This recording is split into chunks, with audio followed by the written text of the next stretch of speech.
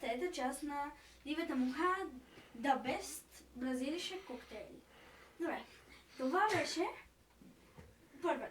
втора част. Видяхте, че аз го разбих, добре го направих.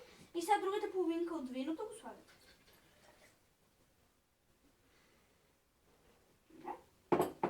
Пак слагате и го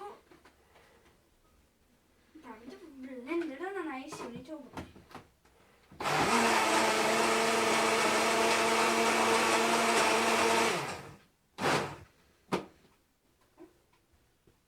Ето, вече сме почти готови. Остава само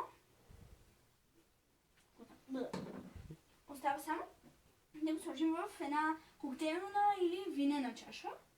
По избор. Може да е тумбеста, може да е всякаква. Ето, слагаме го. Добре, толкова. Другото. Аз ще го изпия. Така, ако искаш. Така, взимате. Ако е за майка ви, може да вземете каквато и да е сладка. Важното да не е с кокос. Знам, че някои майки не обичат кокос. Като майка, например. Добре. Взимате едно сърце, може да и го слагате ето така. Оттам отрязвате една част от лимона. Така.